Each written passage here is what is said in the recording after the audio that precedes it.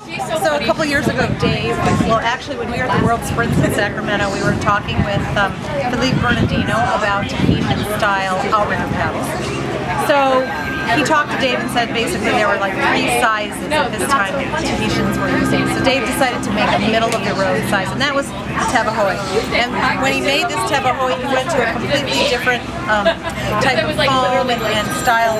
So he ended up, he was able to make the paddle really, really thin, which of course made it lighter. And he used this scooped hook. You know, there's a little scoop here and a scooped hook, because that was all part of what Philippe and he were talking about, looking at these different paddles. And the dihedral, which is actually, a dihedral is actually a paddle that's been needed for structural integrity. So the feedback on this was great, but it's a big paddle, so you're not going to get groups of women using this paddle. So we love all the features of this paddle. Let's make this paddle in a smaller, you know, different profile and a smaller size. So he, from that great idea, the Nehu was born. And this is the Nehu. So it comes in single bend or double bend, but you've got that same thing. You've got the dihedral on the back, and if you can look at that, you've got the scoop with the hook too. The really thin blade. And it basically, what happens is you're getting a light blade with just unreal catch. So this style of paddle is kind of Dave's whole new movement towards really efficient paddles, and he brought that into our newest race paddle, Toro. So this is a stand-up paddle, and this has some of those same features. Its profile is different, right? A little rounder, but he kept the hook. So these features are sort of, I would say, a new design features. Like you can see the difference between what Dave's like old axle. It's kind of interesting because it's watching Dave's brain at work. So here's the axle.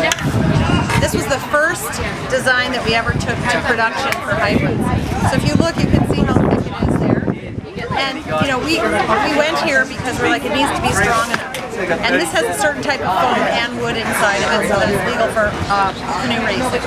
So what Dave said is, I know how to do this better now. I'm going to improve the axle. Out of the axle is really where this came from. These two paddles aren't so very different. Our half. So you can see down at the bottom, that's very much the axle and the Nehu have a lot in common at the bottom, but up at the top, he made this a little bit longer. He made a little more neck. So you're seeing a morphing from this to this. And I think what we'll see, I don't know this for a fact, but I think we will see Dave slowly turning a lot of his line over to this different way of producing, because they're lighter and they're thinner and they're better in his mind. So that's kind of the latest and greatest from Kialoa. And one little thing I'll take credit for is that this paddle, the Toro, because it's a stand-up race paddle, is not a huge surface area. So it's a little small surface area for a classic 6-man outrigger paddle, but it's my new favorite OC1 downwind paddle. So we actually are now putting that on a hybrid blade and calling it an Otoro. Yeah, so I even steered Tiger Taylor's 3-man canoe with that small blade, and it was awesome. That's because Tiger's canoe is awesome. There's the latest and greatest from Kialoa.